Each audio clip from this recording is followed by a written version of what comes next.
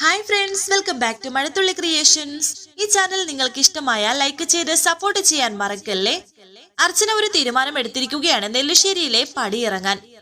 അതുകൊണ്ട് തന്നെ എല്ലാവർക്കും സ്വന്തം കൈകൊണ്ട് ഭക്ഷണം വെച്ച് കൊടുക്കണമെന്നും അർച്ചന ആഗ്രഹിക്കുന്നുണ്ട്. എല്ലാവരെയും മാറ്റിയിട്ട് അർച്ചന തന്നെ പാചകം ചെയ്യുന്നു. ഈ സമയത്താണ് അവന്തിക അവിടേക്ക് വരുന്നത്. എല്ലാവരെയും മാറ്റിയിട്ട് എന്താ ഒരു പാചകം ചെയ്യല് എന്നൊക്കെ പറയുന്നു. അങ്ങനെ അവർ തമ്മിൽ നിന്ന് സംസാരിക്കുകയാണ്. ശേഷം കാണിക്കുന്നത് അർച്ചന പാചകമൊക്കെ ചെയ്ത് കഴിഞ്ഞ് ടേബിളിലേക്ക് ഭക്ഷണം കൊണ്ടുവയ്ക്കുന്നുണ്ട്. സ്നേഹയും ആതിരയും അനഘയും അവിടേക്ക് ഇറങ്ങി വരുന്നു. അവരോട് അർച്ചന പറയുന്നു, കൈ കഴുകിയിരുന്നോളൂ, ഭക്ഷണം കഴിക്കാം. ഇത് കണ്ട് അവന്തിക വരുന്നുണ്ട്. അവന്തിക പറയുന്നു, നിന്റെ ഓരോരോ ആഗ്രഹങ്ങളല്ലേ, നടക്കട്ടെ. ആഗ്രഹത്തിന് എതിര് നിന്നൊന്ന് പറയില്ലല്ലോ. അച്ഛനെ വിളിക്കണ്ടേന്ന് ആതിര പറയുമ്പോൾ, നിങ്ങൾ ഇവിടെ ഇരിക്കെ, ഞാൻ വിളിക്കാമെന്ന് അർച്ചന പറയുന്നുണ്ട്. എനിക്ക് ഈ വീട്ടിൽ ആരും ശത്രുക്കളില്ല, മിത്രങ്ങൾ മാത്രമേ ഉള്ളൂ. എടുത്തിരിക്കെ ഞാൻ അച്ഛനെ വിളിച്ചിട്ട് വരാമെന്ന് പറഞ്ഞ് അർച്ചന തന്നെ സേതുവിനെ വിളിക്കാനായി പോകുന്നു. അർച്ചന അടുത്തേക്ക് ഇത് എന്ത് പറ്റിയെന്ന് അനഘ ചോദിക്കുമ്പോൾ സ്നേഹ പറയുന്നു, ആർക്കറിയാം, എന്തായാലും അടുക്കള ജോലിയിൽ നിന്നും നമ്മൾ രക്ഷപ്പെട്ടു. പിന്നെ നിന്റെ പറച്ചിൽ കേട്ടാ തോന്നും എന്നും രാത്രിയിൽ അടുക്കളയിൽ ജോലി ചെയ്യുന്നത് നീയാണെന്ന്.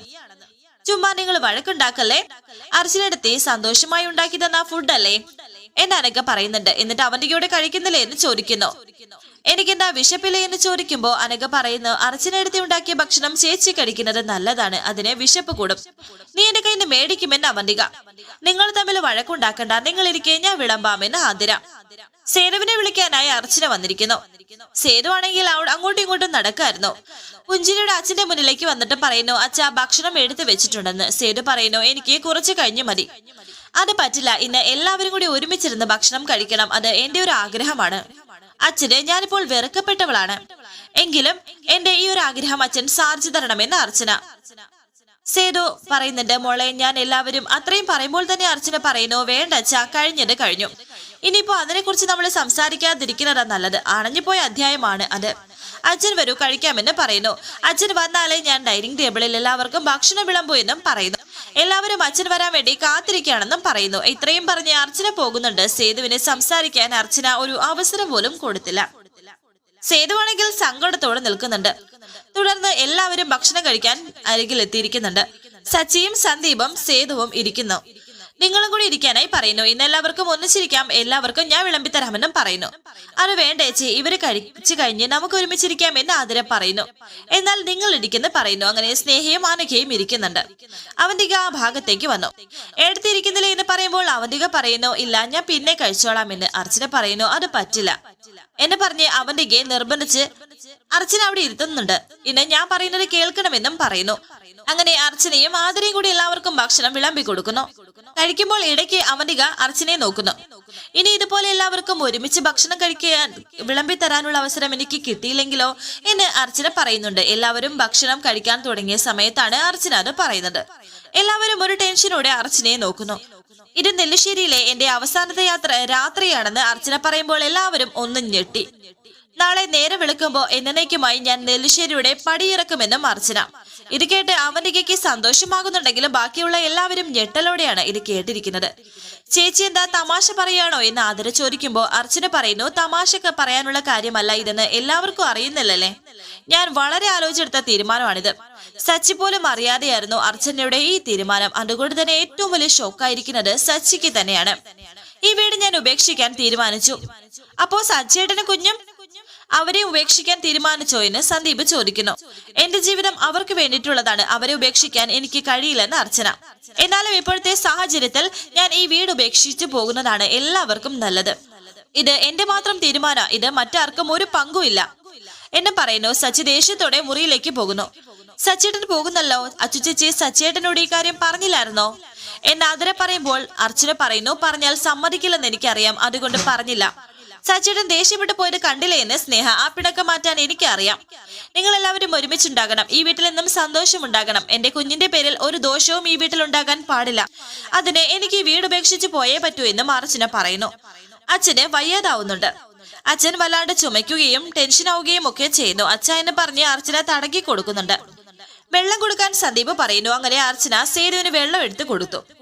അങ്ങനെ ഒരുപാട് നാളത്തെ എന്റെ അധ്വാനം ലക്ഷ്യം കണ്ടു. ഇനിയിപ്പോ എല്ലാം എന്റെ കയ്യിലാണെന്ന് അവന്തിക മനസ്സിൽ വിചാരിക്കുന്നു. സേതു കഴിക്കാതെ എവിടെ നിന്ന് പോകുന്നു. അവന്തികയുടെ സന്തോഷം അർച്ചന ശ്രദ്ധിക്കുന്നുണ്ടായിരുന്നു. പിന്നീട് കാണിക്കുന്നത് അവന്തിക മുറിയിൽ നിൽക്കുന്നുണ്ട്.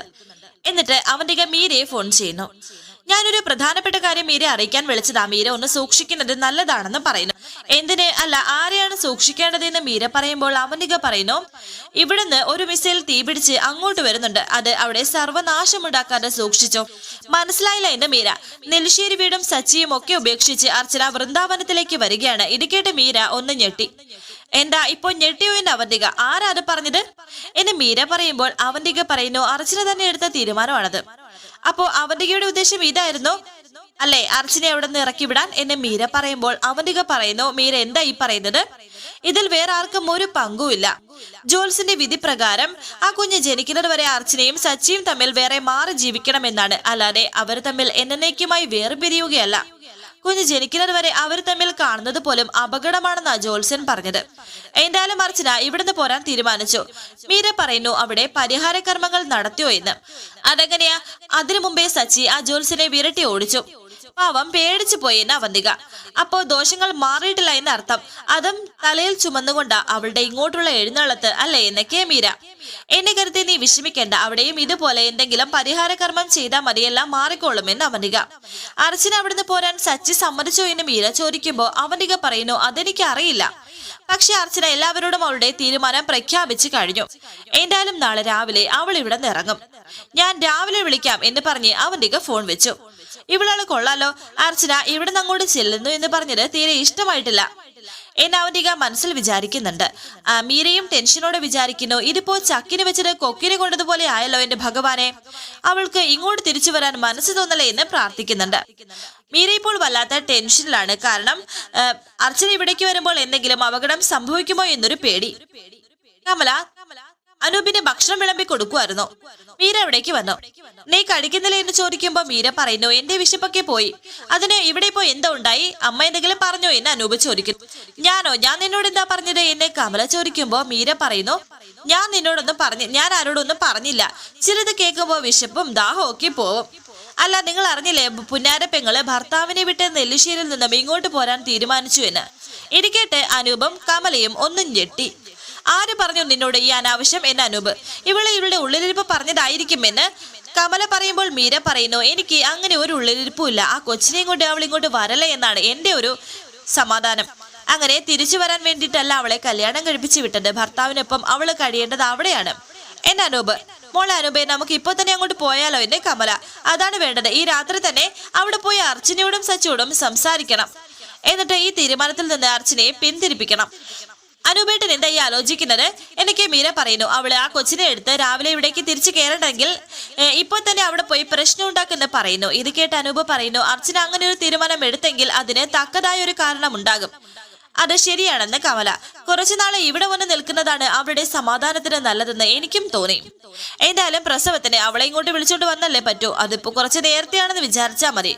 നിങ്ങൾക്ക് എന്താ ഭ്രാന്താണോ? പ്രസവത്തിന് വിളിച്ചോണ്ട് വരുന്നത് പോലെയാണോ ഭർത്താവിനെ ഉപേക്ഷിച്ച് ഇങ്ങോട്ട് വരുന്നത്?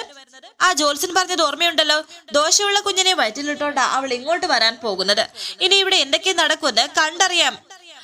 ഒരു തവണ കൊലക്കേസിൽ പ്രതിയായി ജയിലിൽ കയറി, ഇനിയും അത് ആവർത്തിക്കണോ എന്ന് മീര ദേഷ്യത്തോടെ അനൂപ് പറയുന്നുണ്ട്. മതി, നിർത്ത്.